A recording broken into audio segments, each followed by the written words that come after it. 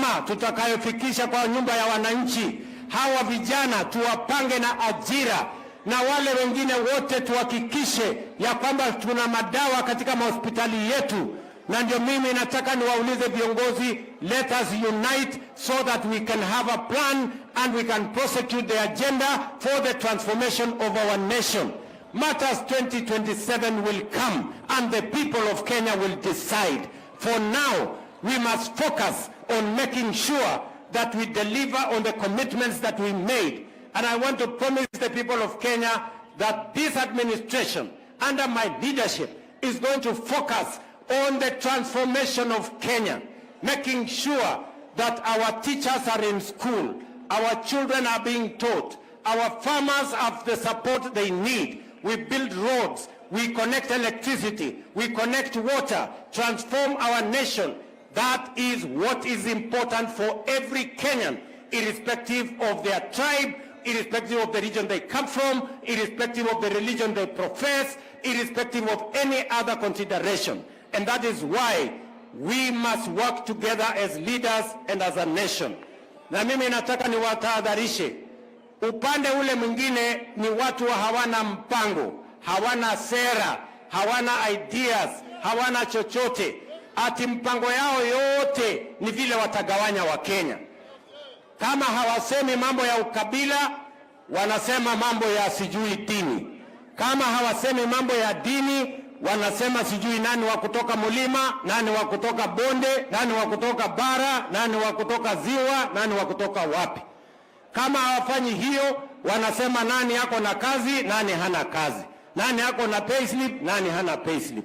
Mimi nataka niwaambie hawa jamaa, if you want a semblance of a competition, look for an agenda. Leave division. Division will not get you anywhere. And the people of Kenya are resolved to unite so that together we can transform our nation. We cannot transform our nation divided.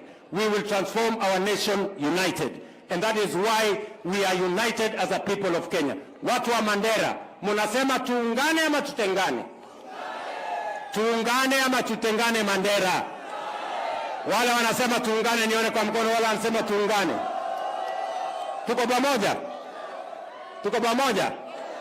Kwa hivyo, mimi nimefurahi sana kufika hapa. Mimi niko hapa. Na mimi nataka niwahakikishie ya kwamba vijana hawa are top on my priority kwa kupanga vile watapata ajira na vile tutatembea pamoja na nyinyi.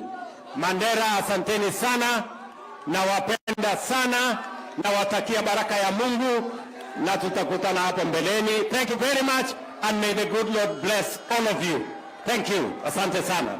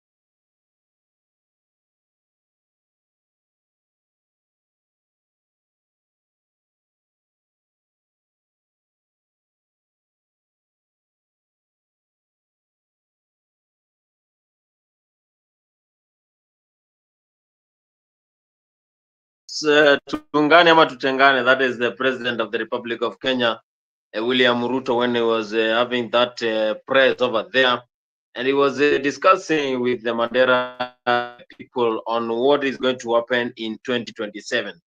He is one of the leaders who has been making headlines for the last few months. Of course, it's the battle for 2027 general elections. Who is going to be the President of the Republic of Kenya? We are having leaders trying to come together so that they can buy and also they can get strong, because it's not going to be easy if Raila Odinga in 2022 did not win after being supported by the current government by then, that is the Uhuru Kenyatta. Even the deep state was supporting him and he did not win. And it shows that for you to go head to head with the Ruto, then you have to be prepared.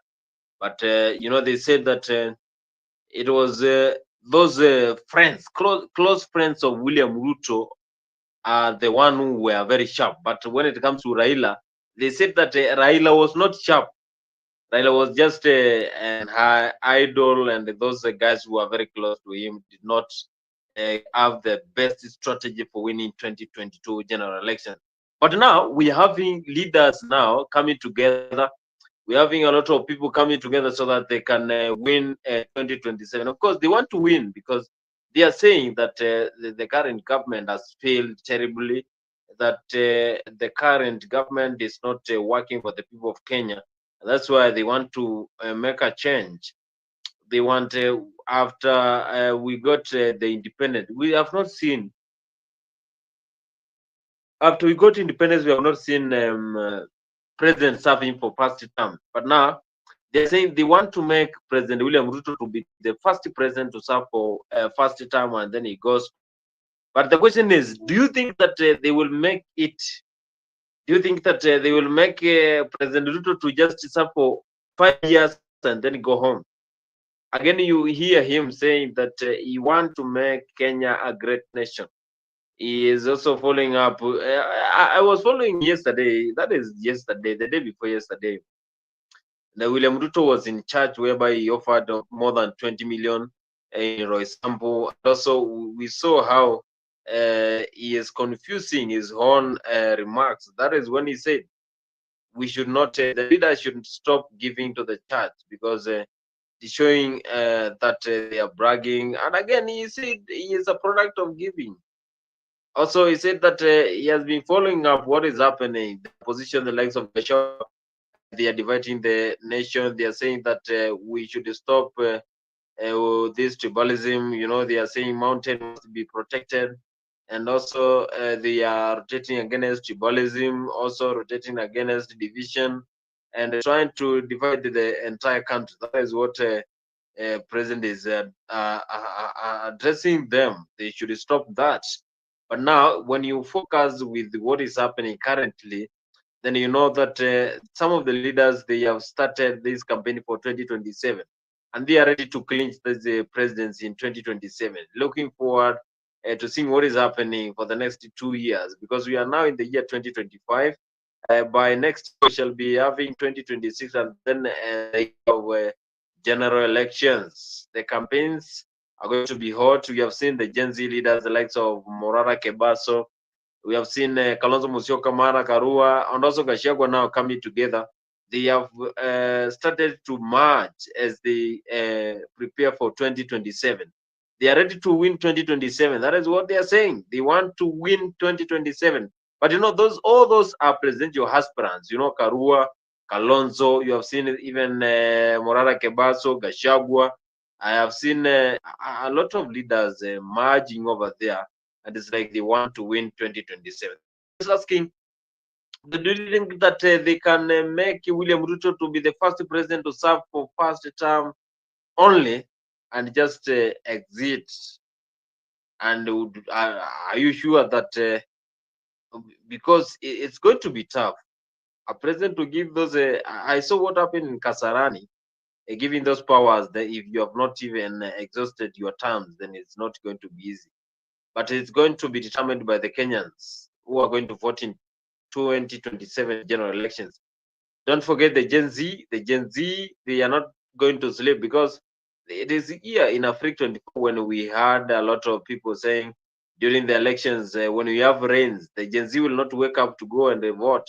They'll say that people will vote for their side, but now they are ready to make a change. That is when they realize your vote counts. If you have not voted in 2022, then you should not talk, because you did not select, you did not practice your democracy. Democracy is very key. Go and vote for your leader. Most important, the president, and also for your members of county assembly, members of parliament, senate, and the governor. Now we are having leaders, the likes of Karua, Onyonka, and all other leaders, the likes of Gachagua meeting. Now I have Alex here. Alex, I know you followed those meeting whereby Karua, Gachagua, they met today, and also Senator Onyonka. Do you think that they are going to even make William Ruto shake in 2027, or still they are going to be defeated? But you know they are saying they want to make a strong coalition. Good evening to you, Bonnie. I believe you're okay. So to answer your question, I've spoken about Karua, Onyonka, and Gachagua and the likes who want to make Ruto a one-term president. So it's a good thing Martha Karua launched a party, People's Liberation Party. The slogan is a good one because I feel like at this point the country needs liberation from the state capture. But there is something in which Bonnie, when I was watching that the launching of the party that Morara spoke about, and he said it very clearly. It's okay to remove William Ruto from power in 2027, but he said our problems transcend to more than just William Ruto because we're up against a system that rewards malicious politicians. We're up against the terrible cultures, Bonnie, that have influenced the political scene of this country. So our problems transpire, they go further than just the presidency.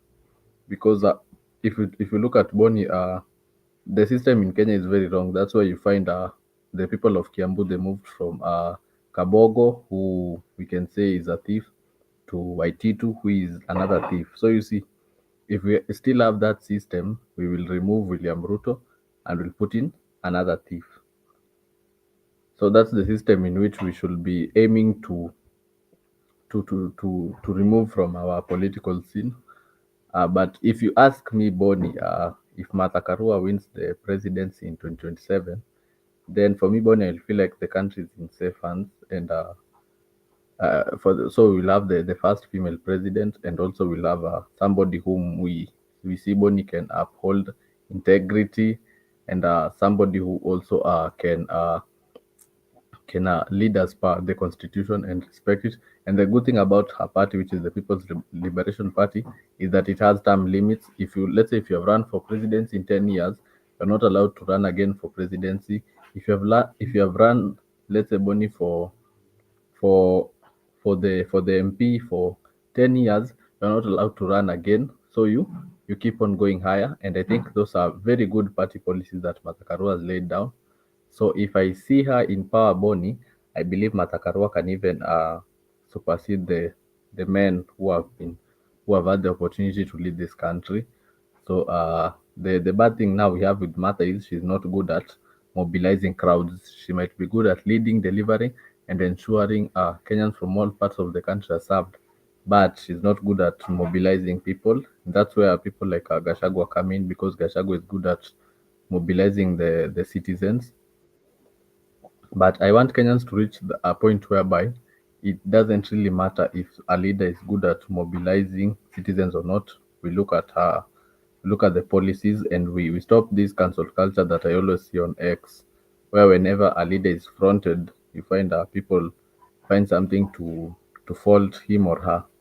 Because, for example, if you right now you front Martha's name, people say that she helped to rig the 2007 election. If you front let somebody like Matiangi, they start saying Matiangi was involved in the extrajudicial killing. If you involve Kalonzo, they say Kalonzo is a watermelon. If you say Okiomtata, they say Okiomtata sold out guys like Kibet Bull for them to be abducted. So if we start this cancel culture on X, then I don't think the goal for these people to be able to liberate this country is going to work. Because even Jeremiah Kioni spoke about saying, I think 2 days ago, he spoke about something in nation, and he said confusion in the opposition will make William Ruto to win this presidency in a landslide victory. So I believe they have to do things strategically, and they have to campaign well. They have to address the issues which Kenyans are facing. And regardless to understand, as much as the Mount Kenya is the biggest voting bloc in 2027, you have to consider the votes of the youth who make 70% of this country. And in the previous election, Bonnie, I think there was a statistic that was saying like 14 million youths did not vote, but in 2027 many youths are going to vote. So those numbers have to be have to be considered. If you bank alone on the votes of the mountain, then regard is in for a rude shock. But let us wait and see, Bonnie, because as much as we follow up on our politics, it's also good to follow on politics of different countries. Because and you just find out that it's only in Kenya whereby immediately after elections, politicians start politicizing and thinking about the next election, which is some few years to come. In countries like Burkina Faso, they're trying to elevate. They already finished with the loan deals they had with other countries. Now they're trying to to make a way in which the minerals they have they can use to to enhance the country, like improve the infrastructure, improve the institutions such as education, the hospitals. So I believe also Kenya we have to get to that point where Burkina Faso is heading, whereby we don't politicize so much and focus on the development. Thank you. Perfect. But you say that you believe Karua can be the best candidate and also best president, as of course the first woman to serve as the country's president. Do you think can she win? Is it possible for her to win if Raila did not win 2022? Why are you saying Mother Karua can even try to shake? Who do you think can shake William Ruto as the competitor? You see, Bonnie, I didn't say I think Mata Karua can win. I said I believe if Mata gets the seat, she can do a very good job. Because Bonnie, if you check But Mata sasa Karua's ataipata, just ataipata aje? How? so the bad thing is Mata is not good at mobilizing people. So that's where people like Rigathi come in, people like Onyonka and people like Kalonzo, Kioni and the rest. So they should help to mobilize the people to be able to vote for Mata, because Mata is not good at mobilizing the people, but she's good at service.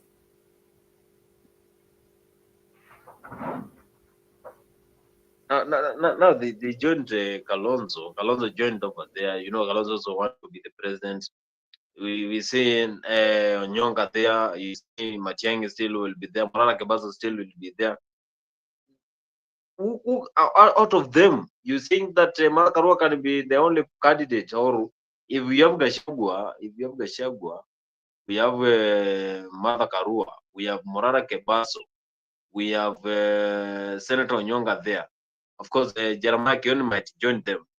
Now, if they form a coalition, who do you think can be the best person if they now want to get the candidate? So if they form a coalition, Bonnie, I believe two of the strongest characters that will bulldoze their way, Bonnie, and deal away with corruption instantly is Matakaro and Matiang'i. That's from my own view. I don't know who can accept to be deputy and who can accept to be president, but if we have those two, Bonnie, I am certain that the first thing they will do is do away with corruption 100%. If we saw Bonnie Matiang'i's time during the education, we saw Bonnie what happened. By that time I was still in school, and Matiang'i bulldozed his way, and he laid down the foundation for for the education sector to be able to work, and he did away with the thing where the thing where results, yes, results were being rigged, and I said students have to get what they have worked for. And ever since Matiang'i left, and we had the likes of the late CS Magoha, we have seen Boni, the education sector has fallen down. So if Matiang'i comes with that same attitude, Boni, and just puts a halt to corruption, and we also have Karua, who is also a person of integrity, then I do believe Boni, the first thing we should do is do away with corruption, Boni, because kama tunasikia president ametoa sijui 20 million juzi kwa kanisa, then ametoa 100 million, and that's taxpayers money, Boni. That's money that's your money, that's my money, that's the money from Zalendo, it's the money for us as citizens that is being spent there, Boni, kwa 100 million kwa church. So imagine what 100 million, Boni, can do to your constituency in the village. Imagine. See, 100 million can build roads, can enhance schools. 100 million, Boni, can enhance agriculture. So imagine yote inaenda kwa kanisa, and a church is not an institute. It's not that it's going to make profit, and not that I'm against the church, but that money is not going to be put into practice for it to make a profit. These are the things we're in a time where the country is suffering a lot. So we have to raise these issues. So I believe if we have those two characters, the first thing they will do is do away with corruption. And if we do away with corruption, Boni, then I believe we can start seeing developments in the country. Perfect, Alex, because corruption is very rampant in the country. If we stop corruption, then we are going to perform, and also we're going to improve as the country, because we are a very poor country, though we have a lot of resources now. The problem is how do we exploit resources, and how are our leaders very transparent when it comes to serving the people. They are so corrupt. We don't have trust on them.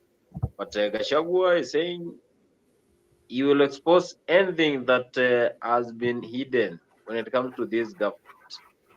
He will make sure that Kenyans know what is happening all over the country. Gachagua has been making headlines for long, and also he was impeached from the government. He might be knowing some of the top secrets from the government. So me, I want to say thank you very much. We have committed, we'll work together. And Honorable Mother, I agree with Dr. Mukisa Kitui. You are now our mother. Wewe utuweke pamoja. Hii timu ikisabaratika, Honorable Mother Karua, Wakenya watauliza wewe. Wewe ndio mama wetu sasa. Anatosha hatoshi. The Honorable Mother Karua has a proven track record of fighting for democracy, resilience, and being steadfast. And she's priceless. Nobody can compromise her. So we need a mother figure around us, kama viongozi, mama wetu, wa kutuweka pamoja. Ukiona ninapotea kidogo, unaniita, unanirudisha kwa laini. Unatuita, unatupikia chai na mandazi, unatuongelesha, unatupatia mutisha, tunaendelea another 1 month. Ukiona tumekaakaa, unatuita tena. Tumekubaliana Mother Karua kuwe mama wetu. And you know, many people walikuwa nafikiria ati mimi siwezi fanya kazi na Mother Karua kwa sababu tulikuwa tunapingana. We are nothing against each other. Kila mtu alikuwa anajitafutia kwa njia zake. But the truth of the matter is that myself, even as she was my opponent, I used to admire her leadership qualities. I had wished we are in one team. And God is great that today tuko team moja. So nyinyi msijali our leaders wale munateswa. Onyonka usijali. Huyu mtu hata even if akimwaga damu yetu, si amemwaga ya jenzi tayari.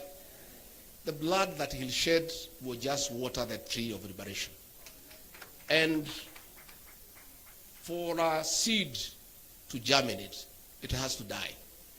We must sacrifice as leaders in this country to stand up to this man, because if we don't, there will be no country. As we speak, kumeandikwa cabinet memo by CS Interior and CS Lands and Housing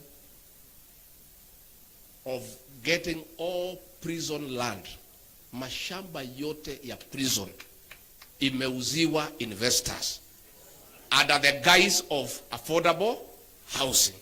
If you check the prison land here in Nairobi West, it is worth 1 trillion shillings. Mtu apewe ati ajenge manyumba. Hiyo manyumba inajengwa na pesa watu wamekatwa kwa payslip. Alafu mnauziwa. So ile shamba si ati anapewa free. President Ruto na watu yake wameuza mashamba yote ya prison in the whole country. Ana cabinet memo imetayarishwa, itaenda pale kwa cabinet. Bwana Onyonka na wale MPs, you must stand up. And we cannot agree. How do we give public land to investors without consideration? So it's a scheme ya kuuza mashamba yote ya prisons, and the prisons will be relocated elsewhere at another great cost. So these are things we'll continue calling out. Na mimi unajua hii dosia yote niko naye. Taendelea kutoa polepole so that I don't choke you. Mambo ni mingi. Niendelee polepole ama nitoe yote? Nitoe polepole ama yote? Polepole. Mosmos. Hawa watu, the election of President William Ruto as president is the greatest fraud against the people of Kenya since independence. This man deceived all of us, I included.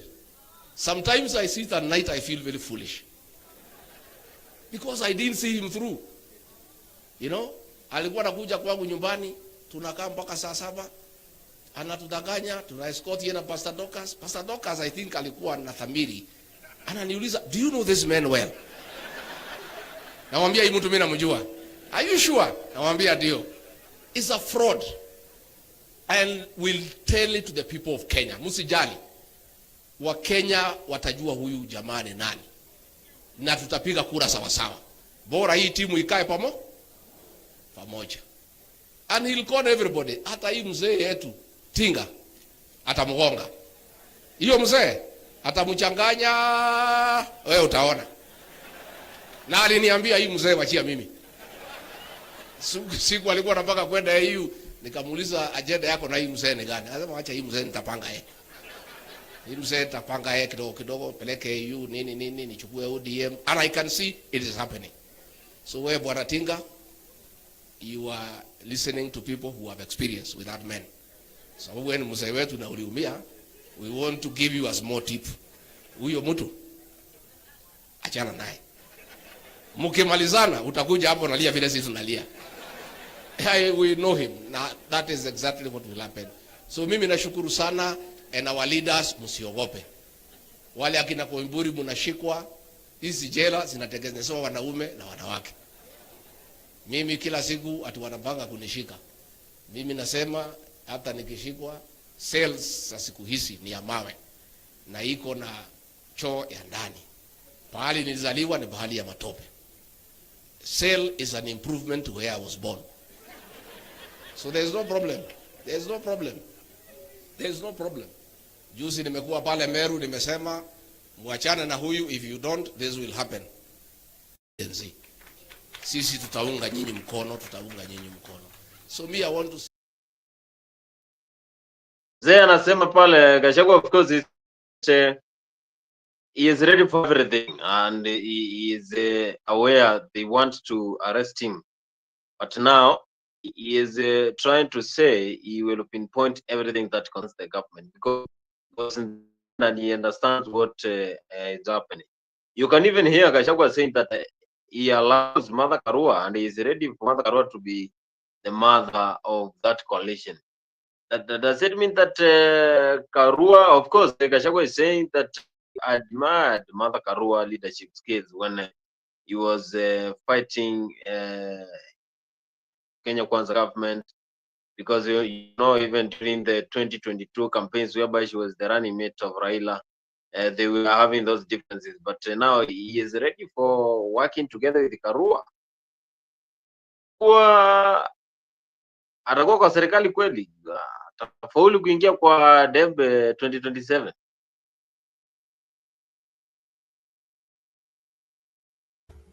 You see, I think even Rigathi Bon is he clearly knows that the judiciary will not allow him to vie for gubernatorial seat in 2027. So for him, what I know he's going to do is that he's going to try and mobilize the people, and he will look at who is the best candidate that he feels he can he or she can have integrity and can go and defend the people of the mountain, as he says he stands as the Mount Kenya leader. So and then Rigathi will mobilize the people of the mountain to go and vote for that leader, because even him, he knows that he's not able to run for a seat in 2027 due to the courts. Even though he spoke about it and he said the constitution does not say that he cannot run, but if we are to truthfully speak, Boni, Rigathi cannot run, I think, for the next 10 years or so. So for him, he can just have an influence on the elections, and I believe that that's what he wants to do. And if the team which he chooses can go and serve Kenyans, it will be a good thing because I don't remember, Bonnie, if I have ever seen what a good governance is like. I don't think so. Maybe the times of Kibaki when I was in primary, where we used to have free education, I was given a glimpse of what good governance is. And like our people who are in the States, they enjoy good governance. So I hope in 2027 we get the chance to enjoy good governance, whereby Bonnie, we are not told that we have to look for jobs or we have to create, but it's the work of the government to create jobs for the people. So the work of the government, Bonnie, to reduce the cost of living, to stabilize the economy, bei ya mafuta ishuke, ndio hata we also get good roads in most parts of the country, because we're having troubles with roads. So I hope to see good governance in 2027.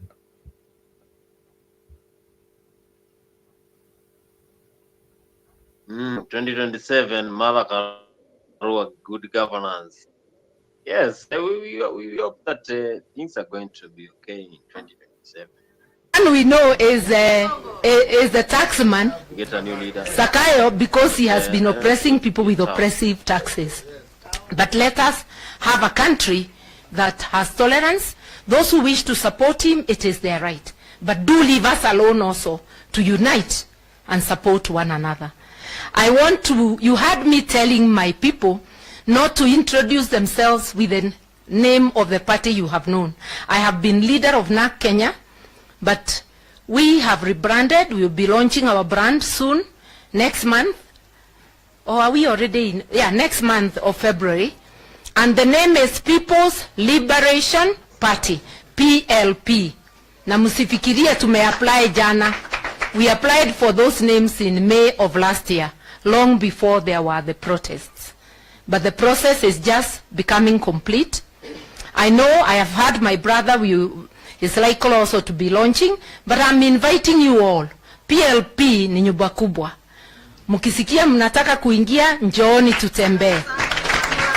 Mukiform ingine, hata hiyo hatukatai, because we will still work together.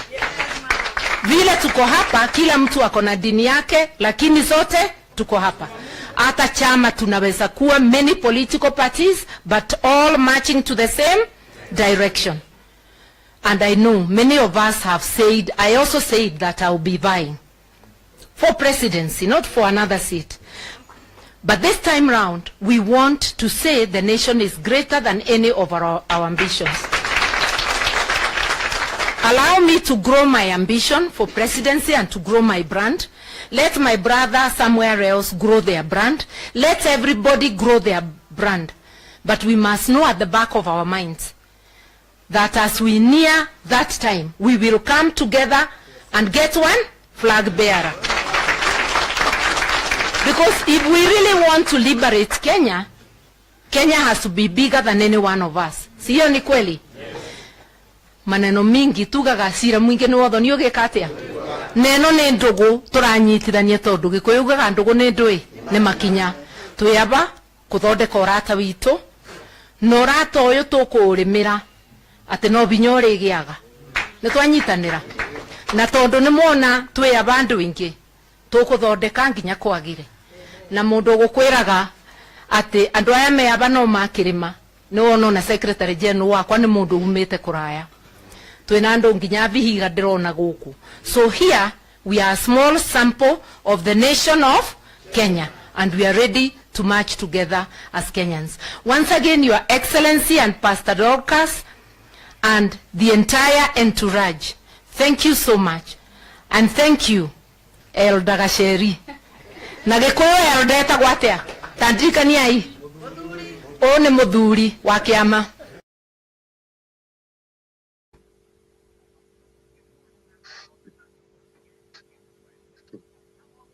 Muthuri wa kiama, that is Karua. And she's of course after they met, that is what happened, and that is why we are having those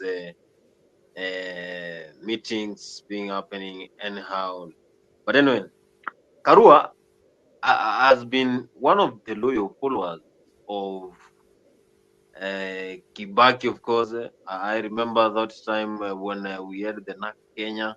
Now we have rebranded this the DAP-Kenya. Now, do you think that Alex? Do you think that they want to absorb Morara Kebaso? Morara Kebaso ataonekana mahali 2027 kweli ama ni 2057? For Morara Boni, I don't think they can absorb him because he already has his own political party. Yenye anaita hiyo inject, and he's on the right trajectory after opening a party, and in 20 years time you will see inject will be a big party, such as with the likes of ODM, the likes of UDA. So it's a good thing he formed a political party. I don't think they can dissolve him, but the thing he said is, which I will also be vying into 27, but if Martha Karua gets the seat, Martha ampatie ya ethics and anti-corruption commission so that he can be there at the forefront to try and fight the corruption of this country. So, and that's why I said, Bonnie, I hope when they get it, I hope when so then now we can now see the true colors of Morara, because people have been questioning, people have been having questions about him, saying that we haven't seen anything from him that shows he's a person of integrity. So I hope in 2027, if anyone gets the seat, Morara is given something in power, so that Bonnie, we can wedge him and see whether he can work and whether he can account, and we see whether Morara is capable of delivering or he is just good as an activist. So those are the things we want to see in 2027.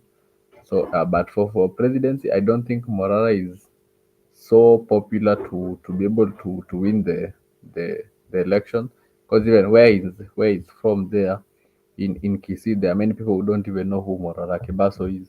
So you see, if your own voting block, there are many people who don't even know who you are. So how are you going to be able to mobilize people from other areas and where you're from, they don't know who you are? So that leaves us raising some few eyebrows. But he's on the right trajectory. He might not win in 2027, but he still has a long way to go in politics, because I think he's just 28 years old. So if he doesn't get it in 2027, there's 2032 and there's years onwards. So Morara is on the right trajectory, and he's going to lead this country one day. So that's all I can say. About young Kenyans saying we want our country back. Therefore, that inspiration continues even in Uganda, even everywhere in Tanzania. And the leadership of East Africa should not take offense. If anything, they should take the cue. Some of us believe intensely in the need to integrate East African region. I was there with the Jakaya Mrisho Kikwete and others, working with Uganda, working to reinvent East African community, which we did. And therefore, when we sing our East African national anthem, amazing, sweet song, we have to live that spirit. But before we do so, each of our member countries must liberate themselves. We want to give you assurance that as national, People's Liberation Party. Do you know the Kiswahili version, mother, is ukombozi. Ukombozi umefika. It is not going to be easy for a start. Gen Z, please vet every applicant who wants to be a commissioner for IEBC, the newly to be reconstituted IEBC. Because already those in authority up there give some unilateral budget, 61 billion. Wamezitoa wapi hizo? Vijana lazima tuangazie mambo haya, tuulize, where are you getting, by the way, under whose authority are you making this announcement? There's something there. We have to make sure the new IEBC will be above board, because that will be the team to lead ukombozi wa kidemokrasia. While we believe, as our new movement, well, Kasongo wants to revert the country to single party, we are saying the fidelity of multi-party democracy and our Constitution 2010. Therefore, you can see the numbers are going to grow. And we are going to make every Kenyan feel liberated, every Kenyan feel empowered. Our young people certainly taking leadership, and Sisi being there to mentor them. I felt I needed to say that. And mother, congratulations, my twin political sister. She is fearless. And thank you for standing so strong. And we will continue to walk this journey with you. We shall be selfless as usual. We will move. And now, the new brother in the kid in the block, Wamunyoro. I also come from Sekuru, Intawalika huko. Sekuru huko, watu wa Mrima. I think everybody now can feel. And any member of parliament who has been state captured, including our judiciary, and we are saying no. Thank you, Rigiji, for standing so strong on the need to have an independent judiciary. Mungu abariki, long live DAP-Kenya, now People's Liberation Party. Unite, unite, unite. That is Kalonzo Musyoka, of course. When he was speaking during that press, when there was that relaunch of the People's Liberation Party, and of course, he is one of the leaders who will be vying for president in 2027. And if at any point, Gachagua still want to be there, Mother Karua still want to be there, we have a lot of leaders who want to be in this presidential campaigns, and also that aspirant for being the president of the Republic of Kenya, so that they can defeat William Ruto. What is your take about Kalonzo? Kalonzo, is he going to be dumped again, or is he going to wait for 2032, or this time around he is not going to be soft? He has been soft for a long time, been neglected for a long time, but now it's like again, if you see that coalition, Matiang'i, Karua, Kalonzo, Gachagua, Kebaso, ni Kalonzo, ni kama pia Kalonzo ana chake hapo. First of all, Body, I think Raila does not reward loyalty, because if I check the political career of Raila, I see Kalonzo supported him from 2013, 2017, 2022. So I believe it's high time Raila arudishe mkono, because it's very good, Bonnie, to reward loyalty, and it's not easy to find somebody who can stand with you through all those times. So it's just the least thing that Raila can do ni arudishe mkono kwa Kalonzo, or arudishe hata kwa Karua, because we saw Raila did not even attend the launch of the PLP party, which I think it's very wrong of him to do so, because those people are the ones who have supported him in 2022. So just the simple thing, Bonnie, kurudisha mkono, to go and support them and to either pick somebody whom he's going to mobilize his supporters to go and vote for, because right now the word on the street is ODM is in government, and ever since they went into government they have forgotten, because for the long time ODM imekuwa ile party yenye ime stand with the people, imekuwa ile party yenye imekuwa push for change in the country, but ever since they got into the government wamejisahau kidogo. So for me, even I don't have a problem with Kalonzo clinching the presidency seat. Kalonzo can do a good job, better than Ruto. But I think also sometimes Kenyans are very, very harsh on leaders. Like Bonnie, if Kalonzo makes one mistake and he does, let's say he makes one wrong mistake and does 9 good things, people will focus on the one bad thing that he does, and we forget that he's also human. He can make mistakes, and he can also learn, he can grow. We have seen Kalonzo standing with the people this time more than ever, because he was able even to expel Faramalim from his party because of the comments he made towards Kenyans. And that's showing you, Bonnie, that at this point Kalonzo is stout, he's standing on his principle. And he said he also had the opportunity. Ruto wanted Kalonzo to be the Attorney General for this country during the Gen Z demos, and Kalonzo declined. We saw him leaving Azimio together with Eugene Wamalwa and Karua, because they felt the Azimio movement had lost its values, the goals which they were supposed to stand for. They had lost it.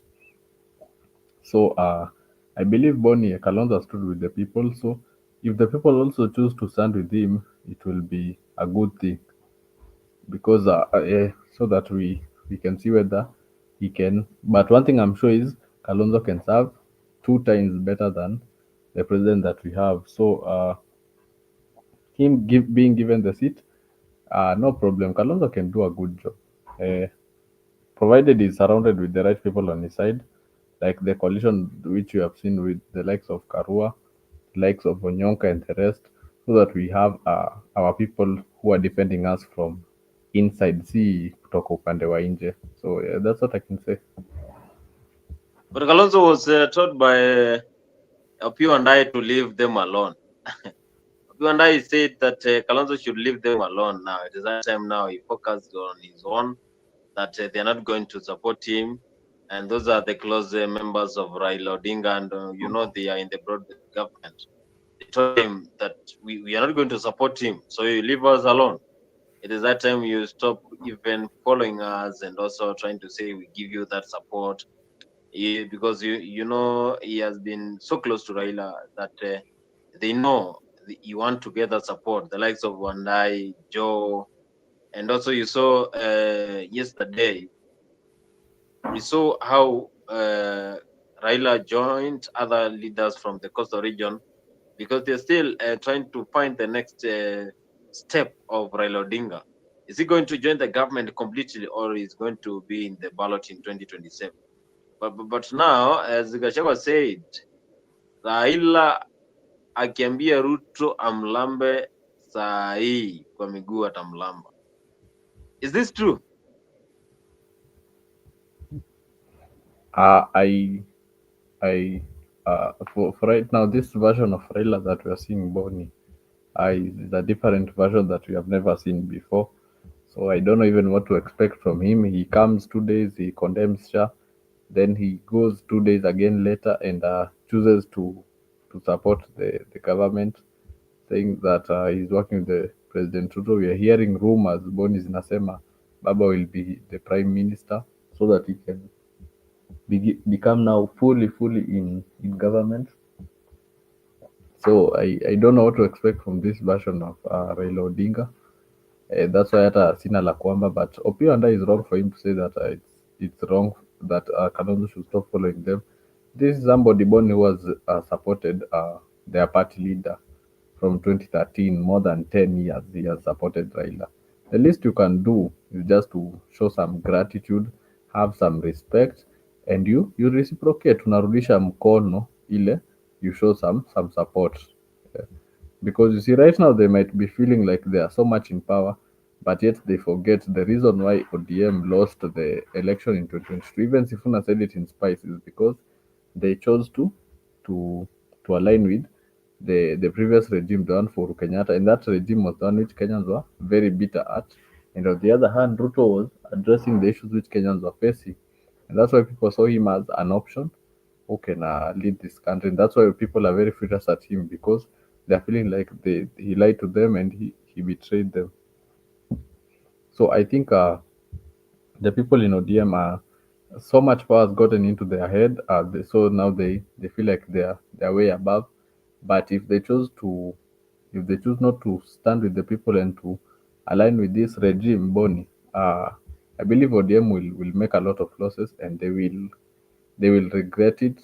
Because what if now Kalonzo goes ahead and the regime which they're about to form wins the election? What is Opiwandai going to say? What is he going to say then? That's the question. And I want to tell Kalonzo Musyoka to please leave us alone. Mheshimiwa Kalonzo Musyoka, please leave us alone. We are still hurting as a people. This idea that every now and then, before elections, people run to Raila Amolo Odinga. That he is a good man, he must save Kenya, he must fight for Kenya, and when the time comes for elections, they sabotage him. They sabotage him. So we have made a conscious decision to work with President William Ruto. So Kalonzo Musyoka and your ilk, please leave us alone. But more importantly, as a people, we have made a conscious decision. And as things stand, there are only two formations, two political formations going forward. Either you are with the broad-based coalition that I belong to, or you are with the Wamunyoro coalition. There are no two ways. There's no third way. Two. You are either with us in the broad-based arrangement, or you are with Wamunyoro. So don't confuse us. So stop confusing us. Just declare where you stand, and then we decide how to handle you. There are vultures. There are political vultures who have fed on Raila's political blood for far too long. These are the vultures who would always want to see Baba languishing on the streets all the time, as they benefit politically. Those vultures, we must call you out, because your time is up. And those vultures are not just out there, they're also here.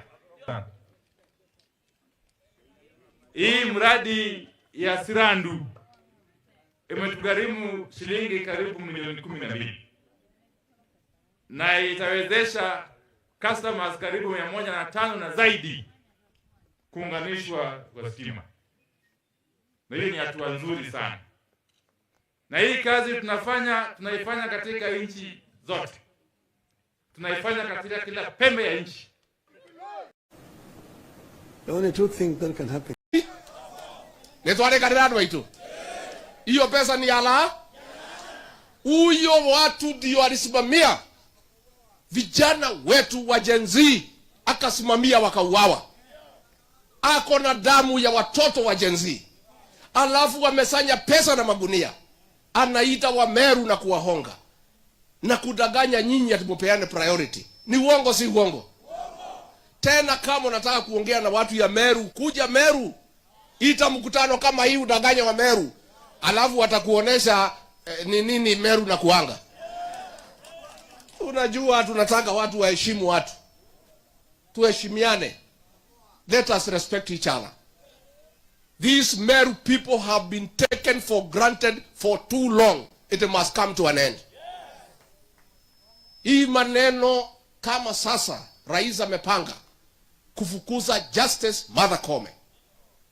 And I want to tell you, my people of Meru, huyu rais tulimchagua, tulimpenda. alikuja na Biblia, tukafikiria ni Mkristo, mtu mzuri. Alitudanganya, hakutudanganya. Tukamchagua. Kufika pale ametumia hiyo kiti kumaliza watu ya Mount Kenya. Ameanza na Rigathi Gachagua, amemfukuza. Akarudi akafukuza Metheka. Sasa amepanga jama ya kumfukuza Martha Koome. Na amepanga pale kotini anahonga watu kufukuza Martha Koome. Mimi nakuuliza Rais William Ruto, hii watu ya mlima walikupenda, walikupatia kura, uliwadanganya na Biblia. Umeamua kumaliza watoto wote kutoka mlima.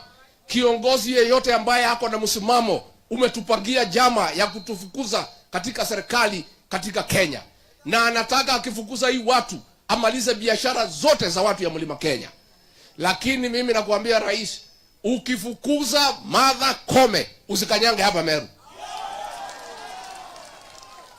Mimi nataka nikuambie, ulifukuza Rigathi Gachagua, watu ya mlima wakanyamaza. Ukafikiria ni waoga. Tunakuambia rais, wewe panga jama, ufukuze Martha Koome, na wewe ukae Nairobi, usikanyange hapa Meru tena ukifukuza Martha Koome. Negwano waitu. Nemo wetekera Martha Koome igato. Mtakubali? Kwani wa Meru mmekuwa waoga? Unajua this is too much now. How do you purge the leadership of an entire community that made you president? Umepanga jama ya kumaliza jamii ya mlima, kumaliza viongozi wao wale wako na msimamo na kuweka vibaraka, kumaliza biashara ya watu ya mlima. Mambo ya miraa ulituahidi utaangalia. Ameangalia? Ameangalia? Si alikuwa anakuja hapa kwa gari anakula miraa akiwa kwa gari juu? Ilikuwa ni uongo, si uongo? You know, how do you take an entire community as fools? Umetutumia vibaya kama jamii. Umetutumia vibaya kama tissue paper. Tumekuchagua. You have turned against us as a community. Umesanya jamii zote kuziunganisha kutuelekea sisi kama jamii. Lakini tunakuambia William Ruto, Mungu hatakubali umalize jamii ya mlima Kenya. Siko namna hiyo. Sasa hii wabunge ya Meru, Martha Koome anafukuzwa, wamenyamaza. Huyu mjumbe wenu mlimtuma kule akanifukuze? Mlimtuma akapitisha finance bill? Hata wa Meru amenyamaza. MPs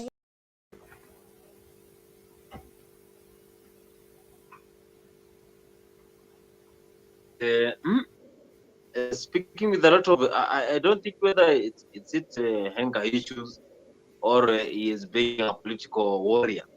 What do you have to say from that? Is he even warning the president from going to the mountain? But after Gachagua being beached, have you seen president going to the mountain?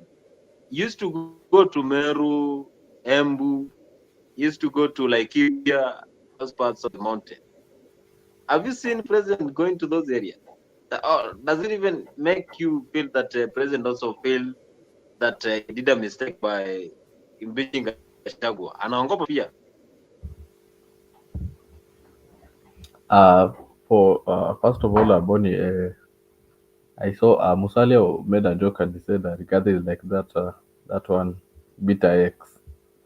I think Rigathi is just bitter because he was impeached. That's why he's heckling everywhere. But again, that's on a light note. It's true, Boni. After the impeachment of Gachagua, the president hasn't been visiting the mountain very often. The last time he was there, he was booed off the stage because venye tu Rigathi alisema asiguze Mlima. Sasa Mlima ni kama iliguzwa, and right now they don't want anything to do with the president. Even the likes of Kimani Ichung'wah, even the likes of Kabogo, despite him bringing them back, they are seen as political rejects. So the president has lost the mountain as things stand. That's why he's trying to bank on the votes of Western and the votes of Nyanza and the votes of the coast and also to try and get the immigrants to be given national identity cards for them to be able to vote for him in the 2027 election. But I don't think that tactic will work. It's not a good thing, Bonnie, to lose your biggest voting block, because if you see, you only won the election by 200,000 votes, of which ODM hasn't lost its constituencies, and for them, Ruto has lost his biggest voting block. He has lost the trust of the people like Mama Mboga and Boda Boda and the like. So, and it's something right now that is proving to be very difficult for him to be able to rebuild his political career. So, I believe what Ruto is seeing now is a proof that the leaders going forward who are not going to work to deliver to the citizens are not going to have it very easy. So, the leaders have to work, and they have to deliver to the citizens for them to be on the good side, and it's laying a good foundation for our political scene in the country. Thank you. Yes, that is Alex, of course, giving his VOC and Africa 24 political discussion here. If you're following us here for the first time, remember to always show your love and support, and make sure you subscribe to Africa 24 political discussions. Get into this channel and also get to share with Kenyans what is happening all around. But anyway, we are having this political wave whereby Martha Karua, Gachagua, Kalonzo, the Yamaji. What is going to happen in 2027? We are still cooking those here in Africa 24, and you're welcome to join this beautiful show any day, anytime, because in Africa 24, we give you the best platform to share your ideas.